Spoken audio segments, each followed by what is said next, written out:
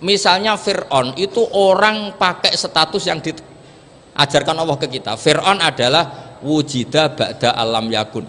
Fir'aun adalah makhluk yang sekarang ada tapi dulu-dulunya tidak ada. Padahal sebelum ada Fir'aun sudah ada bumi, ada langit, ada matahari. Sebelum ada Yesus, ada Isa, sudah ada bumi, ada matahari. Artinya apa? Zaman langit bumi ada, penyebabnya Isa apa enggak? Enggak kan?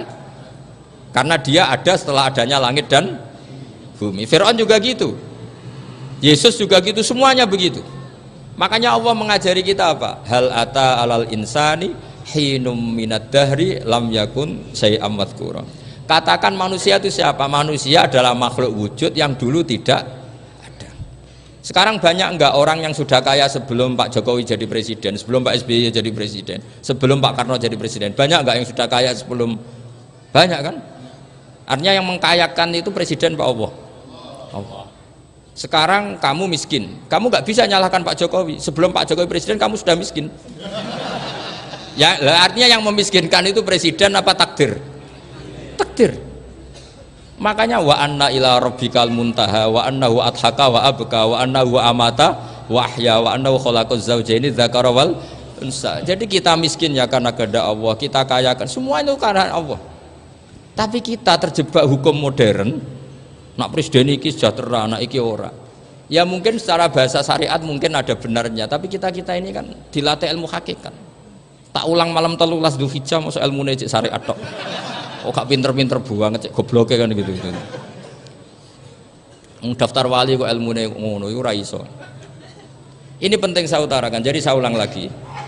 Makanya di Quran itu ilmu tertinggi diantaranya menurut orang tasawuf qulillah tsumma dzarhum fi khaudihim yalabun. Saya itu gak pernah loh takut mati meskipun saya masih muda, karena saya bayangkan mati itu ya baik-baik saja. Ketika saya hidup ya gak tahu cara ngelola nyawa saya, kenapa kok gak pergi? Kamu tahu caranya ngelola nyawa kamu, kok gak mati sekarang? Gak tahu kan? Tahu-tahu masih hidup kan? Tahu-tahu diutang semacam-macam lah. Sebetulnya kita zaman hidup pun gak tahu cara ngelola nyawa kita, cara kerja jantung kita, cara kerja paru-paru kita. Nanti setelah kita mati pun gak tahu caranya hidup ketika kita. Tapi anehnya kita mosok manusia sudah dilemah iso hidup lagi. Memangnya kita sekarang bisa hidup karena kita tahu-tahu ya hidup. Ditakdir anak yang melarat, paese elek, orang lain ditakdir anak kiai Gus Mulyo. Kita kan tidak pernah bisa milih bapak ya ora iso. Ngerti-ngerti anak Karmen, anak Karlan itu sudah gak tahu. Artinya gini ya sudah ya Allah, ketika saya hidup ya tidak tahu kenapa saya hidup, pasti Engkau yang menghidupkan. Ketika saya mati juga gak tahu kenapa saya mati, pasti Engkau yang menghidupkan dan mematikan. Maka saya akan baik-baik saja di akhirat, karena ketika di dunia Tuhannya yang Engkau, ketika di akhirat Tuhannya, dan sifat Engkau tidak akan rubah, tetap arhamur rahimin. Makanya dulu wali-wali itu kalau mau mati ya santai aja. Sayyid Umar bin Abdul Aziz itu ulama-ulama dulu kalau mau meninggal itu kalau keluarganya nangis marah besar. Memangnya mau kemana kamu nangisin saya? Lah kamu kan mau mati. Memangnya mau kemana kalau mati? Ya kembali ke Allah. Susahnya apa? Di dunia ya milik Allah, di akhirat milik Allah. Inna sholati wa nusuki wa mahyaya wa mamati lillahi rabbil. Yang aneh sampean harus melarat orang wani mati, aneh tenan. Ya karena sampean tahu mungkin di akhirat lebih miskin lagi kan. Itu repot terus. Coba kalau dari awal kita menstatuskan diri kita biadillah, inna sholati wa nusuki wa mahyaya wa mamati. Tapi kamu salah status. Mengatakan kehidupan adalah momen untuk mencari kesejahteraan. Kehidupan adalah momen untuk cari karir. Kamu mensifati kehidupan secara salah. Jika kamu terjebak nyari karir, nyari kaya. Coba kalau kamu pakai mazhabnya Sufi, kehidupan adalah pemberian dari Allah untuk kembali kepada Allah. Kematian ya seperti itu. Akhirnya ya santai saja. Inna sholati wa nusuki wa mahyaya wa mamati lillahi rabbil alamin. Istri juga gitu. Saya itu tidak sombong. Saya itu mulai nikah sampai sekarang itu hampir gak pernah tukaran sama istri. Sama istri saya itu sering bilang gini, Gus kali-kali kalau saya ngamuk itu diwales, dilawan supaya saya punya musuh katanya. Betul ya? Ya saya bilang gini, Allah itu maha baik sama saya. Ketika harmonis, ganjaran saya ya lewat harmonis itu, sehingga saya ngasih uang menyenangkan Anda. Ketika Anda marah, ganjaran saya lewat sabar. Ya sudah, itu semuanya baik. Kalau kamu marah, saya tidak dapat pahala. Makanya kalau kamu marah tak dengerin, ini cara Allah membuat pahala tanpa bayar kata saya. Justru kalau pas rukun itu untuk dapat pahala harus nyervis, jajakno, nukokno kelambi mahal katanya. Boros itu pahala yang boros katanya. Tapi kalau kamu marah ini pahala paling murah, nggak usah biaya, dapat apa?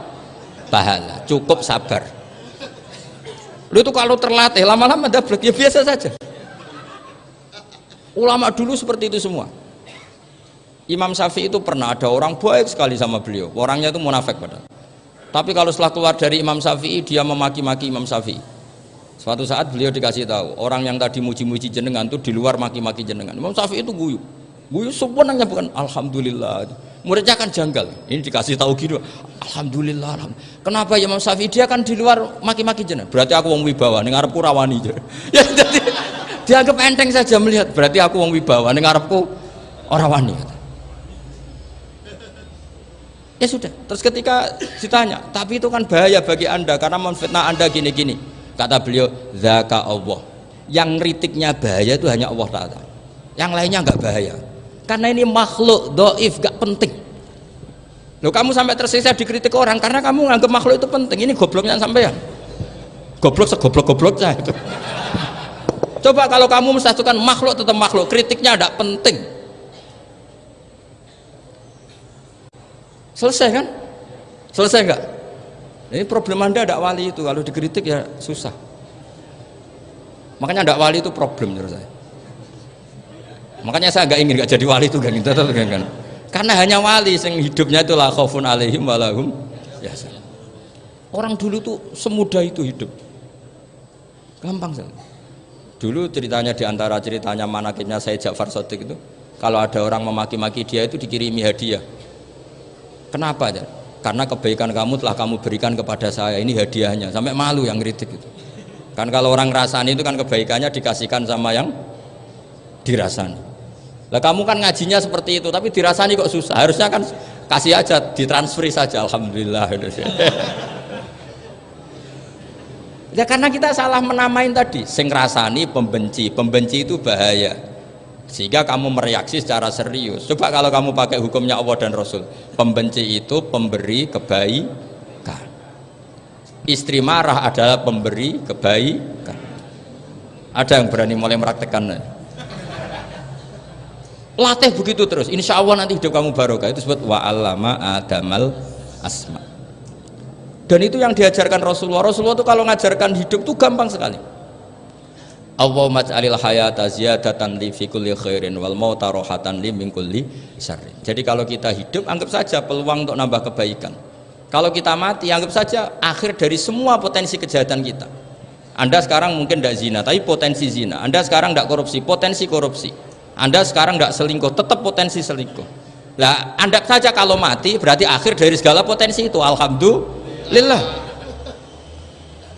Makanya saya tuh nggak pernah takut mati. Karena saya misalnya setiap saat mati ya saya nanti akan bilang, ya Allah ini sudah mau mati berarti mau akhir dari segala potensi keburukan saya. Alhamdulillah. Makanya itu ulama-ulama dulu kalau ada preman mati, saya guys tonggone ragil muni saya, walau preman kurang ajar, saya guys tonggone tetap ragil muni saya. Padahal kiai ini muni, saya guys pun mati pun buatan sakit macam-macam nih pasti. Karena dia dengan mati berarti rohatan mingguli syarrin, keburukannya tidak terulang lah. Lah keburukan nggak terulang lagi itu saya apa buruk? Saya. Makanya kiainya minta saya ge niki tonggone cek menengai. Saya ge menengai.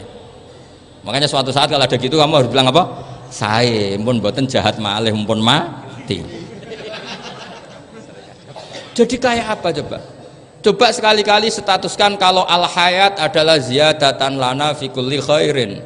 Al maut adalah rohatan lana min kulli syarrin. Sehingga kita hidup ya happy, mati juga happy, gak masalah. Terus kayak misalnya mendingin, tapi anak bojoku piye? Memang selama hidup anak bojomu bahagia. Ketoknya ya tambah musibah ya cok. Malah sombong lagi kamu, seakan-akan kamu Tuhan yang bisa mensejahterakan manusia. Wong isih urip bojomu wis ndonga muga-muga nang mati malah. Karena gak jelas. Ini penting, ini saya utarakan. Jadi ini saya cicil juz 1 wa allama adamal asma. Makanya kata Rasulullah, ala ta'jabuna kaifa yusrifu wa annisat ma quraisin wa dhamma. Ini penting, nama itu penting. Karena sekali nama ini salah, coba misalnya orang sepakat darani Fir'aun itu wujida ba'da alam yakun. Fir'aun itu ada yang dulu-dulunya tidak ada. Hal ata alal insani hinum minad dahri lam yakun syai'am madhkur. Coba kalau kamu melihat sekarang kamu hidup itu apa? Untuk sujud itu murah, gampang. Untuk mengenal Allah itu gampang kita kenal, karena Allah itu adzaru minadz dzahir.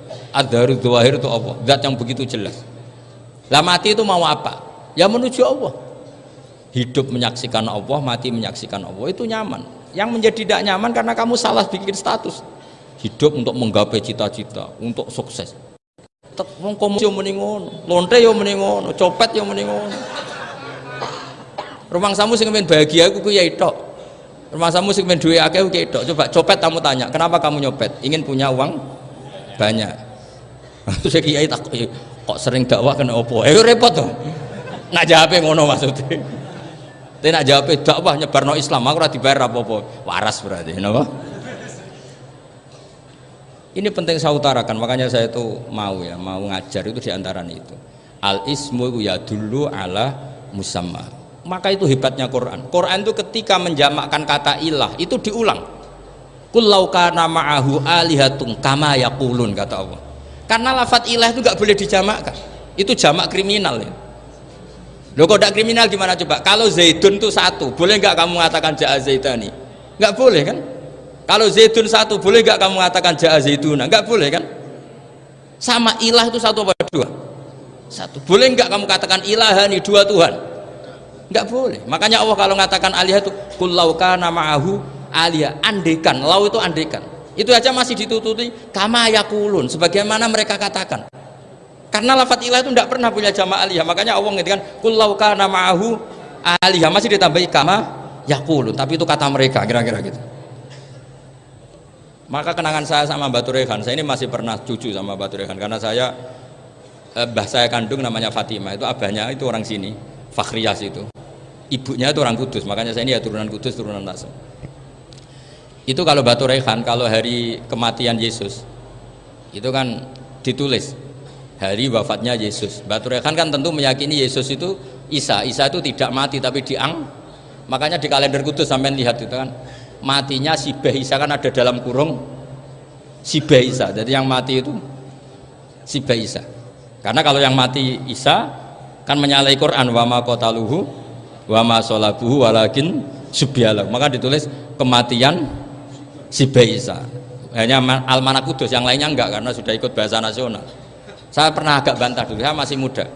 Mbok ditulis gini saja, kematian Yesus dalam kurung katanya.